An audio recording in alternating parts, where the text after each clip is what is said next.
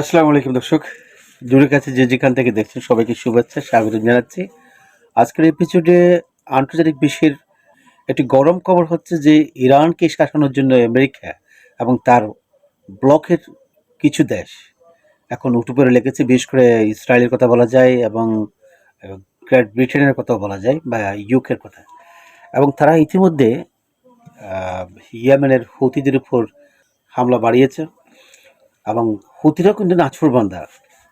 তারাও কিন্তু ইতিমধ্যে মার্কিন রণতরী ইউএস হ্যারি ট্রুম্যানের যে কয়েকবার হামলা চালিয়েছে এবং আজকেও সেটা তারা হামলা করে দেখিয়েছে। আসলে কি ঘটতে যাচ্ছে এই বিশ্বে আগামী 1 মাসের মধ্যে, এটা নিয়ে আমরা খুব একটা আতঙ্কের মধ্যে আছি। বিশেষ করে রাশিয়া ইউক্রেন যুদ্ধের এখন দামামা যদিও ওখানে বাজছে, কিন্তু সেটা হাইলাইট হচ্ছে না। হাইলাইট হচ্ছে কিন্তু এখন বেশিরভাগ ইরানকে নিয়ে। ইরানকে নিয়ে নতুন করে বলার কিছু নেই। ইরান কিন্তু মিডল ইস্টের না, এখন বলতে গেলে যে সুপার পাওয়ার এর পর্যায়ে পৌঁছে গেছে। যদিও পারমাণবিক বিস্ফোরণটা বা পারমাণবিক বোমার ব্যবহারটা কারণে যদিও আমাদের কাছে তারা সুপার পাওয়ারের মনে হচ্ছে না, কিন্তু ক্ষেপণাস্ত্রের দিক দিয়ে কিন্তু আমেরিকাকেও ছাড়িয়ে গেছে। তবে ক্ষেপণাস্ত্রের দূরত্বগত দিক দিয়ে বা হাইপারসনিক মিসাইল বা আইবিএম আন্তঃমহাদেশীয় ক্ষেপণাস্ত্র বা আন্তঃমহাদেশীয় ক্ষেপণাস্ত্র যেটা বলা হচ্ছে, সেটা যদিও তৈরির ঘোষণা দেয়নি ইরান, তবে এইটুকু আমরা আশা করতে পারি যে হয়তো সেটা তারা ভিতরে ভিতরে করে ফেলছে। হয়তো আমেরিকা আঘাত করলে সেটার ফ্লাশ হবে। দর্শক, আরেকটা কথা বলে রাখি যে আমাদের এই আমেরিকার প্রায় 10টা ঘাঁটি কিন্তু ইরানের আশেপাশে আছে। আপনি যে ঘাঁটিগুলো আপনি যে ঘাঁটিগুলোর কথা বলছি, এই ঘাঁটিগুলো আছে ইরাকে, এই ঘাঁটিগুলো আছে জর্ডানে, এই ঘাঁটিগুলো আছে ইসরায়েলে, এই ঘাঁটিগুলো আছে তুরস্কেও আছে, এই ঘাঁটিগুলো আছে সিরিয়াতে, এবং এই ঘাঁটিগুলো আছে বাহরাইন, কুয়েত, সৌদি আরবে, এবং কাতারও কিন্তু আমেরিকার বিশাল ঘাঁটি আছে। এবং এইসব ঘাঁটির মধ্যে কমপক্ষে 50,000-এর মতো মার্কিন সৈন্য এখন আছে এবং তারা যুদ্ধের প্রস্তুতি নিচ্ছেন। পাশাপাশি প্রশান্ত মহাসাগরীয় দ্বীপ ডিয়াগো গার্সিয়ায় আমেরিকার যে বিশাল সামরিক ঘাঁটি আছে এবং সেখান থেকে প্রস্তুতি পর্ব নেওয়া হচ্ছে কিভাবে ইরানকে খেপানো যায়। কারণ ইতিমধ্যে মিডল ইস্টের দেশগুলো ঘোষণা করছে যে তারা তাদের আকাশসীমা ব্যবহার করতে দেবে না আমেরিকাকে, এবং যেহেতু ব্যবহার করতে দেবে না, সুতরাং ইরানকে নিয়ে বিকল্প ভাবছে ট্রাম্প। আর তার ভাবনাটা হচ্ছে সেই গুয়াম এবং ডিয়াগো গার্সিয়া থেকে তারা সরাসরি উড়ে এসে ইরানে হামলা চালাতে পারে। তো ইরানে হামলা চালালে পরিণতি কি হবে আসলে এটা বোঝা আমাদের আহ, আমরা এখনো কিন্তু অনুমান করতে পারছি না যে আসলে ইরান কিভাবে রিয়েক্ট করে। তবে তারা বলছে যে ইতিমধ্যে যে কাছের ঘরে থেকে পাথর নিয়ে খেলা ঠিক হবে না। তো ইরান কিন্তু বুকে সাহস রেখেছে এবং আত্মবিশ্বাস নিয়েই কথাগুলো বলছে। ইরানের যে ক্ষেপণাস্ত্র লোডিং সাইটগুলো আছে এখন ফুললি অটো লোড। শুধু অর্ডার পাওয়ার সঙ্গে সঙ্গেই ট্রিগার চাপ দেবে এবং উড়ে যাবে সেই ক্ষেপণাস্ত্র আমেরিকার ঘাঁটি অথবা আমেরিকার রণতরীতে।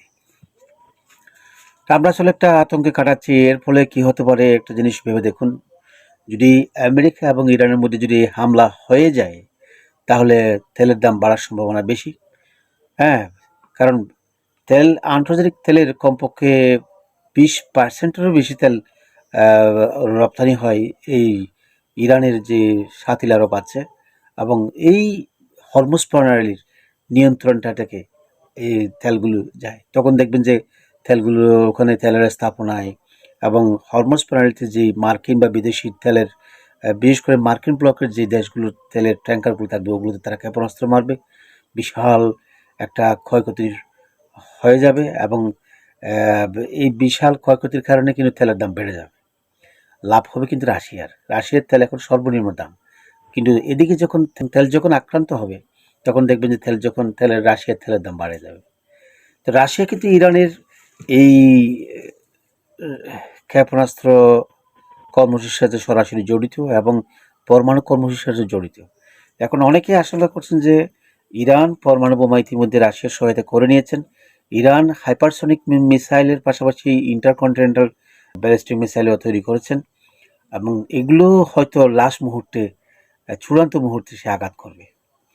তো আঘাতের কারণে কিন্তু আমেরিকা যথেষ্ট ক্ষতিগ্রস্ত হবে। প্রথমত তার 10টা সামরিক ঘাঁটি, 50,000 সৈন্য এখন কিন্তু ইরানের মিসাইলের আওতার মধ্যে আছে। সুতরাং ইরান কিন্তু এদেরকে ছাড় দেবে না। পাশাপাশি মিডল ইস্টে ইরানের বিরুদ্ধে যে সকল রাষ্ট্রগুলো আছে, বিশেষ করে সৌদি আরব, বাহরাইন, কাতারও কিন্তু অনেকটা এই ব্লকের যে মুসলিম রাষ্ট্রগুলো আছে এগুলোকে সে বিজি রাখবে ইরান। বিশেষ করে হুতি দিয়ে এখন বিজি রাখছে যেভাবে আমেরিকাকে এবং ইসরায়েলকে। কিন্তু নিস্তার হবে না এদেরকেও, এরাও কিন্তু হবে, কারণ এরা মুনাফিকি করছে। বিশেষ করে এদিকে ইরানের সাথে এক কথা বলে, পাশাপাশি আবার যাবতীয় তথ্য কিন্তু সৌদিরা সাপ্লাই করে এদেরকে, বিশেষ করে ইসরায়েল এবং আমেরিকাকে। আমেরিকাও এই দেশগুলোকে তাদের ইরানের জুজুর ভয় দেখিয়ে একটা অস্থির অবস্থা রাখে এবং অস্ত্র বেচাকেনা করে থাকে। তো এই বিষয়গুলো একটার সাথে একটা রিলেটেড কিন্তু। তবে সবচেয়ে কথা হচ্ছে যদি সংঘাত বেড়ে যায় তাহলে অবশ্যই ধরে রাখেন যে তেলের দাম বাড়বে, বিশ্বের অর্থনৈতিক সংকট সৃষ্টি হবে, বাণিজ্য অচল হওয়ার সম্ভাবনা থাকবে এবং সর্বোপরি যথেষ্ট ক্ষয়ক্ষতি হবে। সেটা ইরানের পক্ষ হতে পারে অথবা আমেরিকার পক্ষ হতে পারে। তবে আমি যেটা চিন্তা করছি যে ডিয়াগো গার্সিয়াতে যে মার্কিন বি-52 এবং স্টিলথ ফাইটারগুলো ওখানে রাখা হয়েছে, ওগুলো ইতিমধ্যে ফুললি প্রস্তুতি তারা নিয়েছে। সেখান থেকে উড়ে এসে প্রায় 4,200 কিলোমিটার পাড়ি দিয়ে ইরানে আঘাত করার চিন্তা ভাবনা করছে। তো এত দূর পাড়ি দিতে গেলেও কিন্তু তাদের একটা শক্তি দরকার আছে এবং সেটার জন্য তারা যে রণতরীগুলো সাগরে ব্যবহার করতে পারে সেই রণতরীগুলো এখন কিন্তু আমার মনে হয় না এদিকে বেশিরভাগ আসতে পারবে। কারণ যখন ইরান তার প্রতিপক্ষ এবং ক্ষেপণাস্ত্র নিশানার মধ্যে দেবে, ইতিমধ্যে আপনারা দেখতে পাচ্ছেন যে হুথিরা যে আক্রমণটা করছে, ইউএস হ্যারি ট্রুম্যান অনেকটা আমার মনে হচ্ছে যেটা 2-3 দিনের মধ্যে হয়তো আরও ক্ষেপণাস্ত্র আঘাতে জর্জরিত হয়ে নাকি ডুবে যায়। এই যদি হয় আমেরিকা বিশাল একটা নাকানি চুবানি খেয়ে যাবে। তবে কথা হচ্ছে যে সারা বিশ্বের মানুষ যেখানে শান্তি প্রত্যাশা করে সেখানে এরকম চাপিয়ে দেওয়া যুদ্ধ বা ইরানের উপর জোর করে তার উপর দাদাগিরি চালানো আমেরিকার যে মনোভাব, এটা আসলে বিশ্ব রাজনৈতিক পরিস্থিতিকে আরও অস্থির করবে এবং মুসলমান বিশেষ করে মুসলিম বিশ্বে এটা একটা নেতিবাচক বড় প্রভাব ফেলবে। আজকে এই পর্যন্ত। ভালো থাকুন, সুস্থ থাকুন এবং আমরা পরবর্তী আপডেট দেওয়ার জন্য চেষ্টা করব ইনশাল্লাহ। আসসালামু আলাইকুম।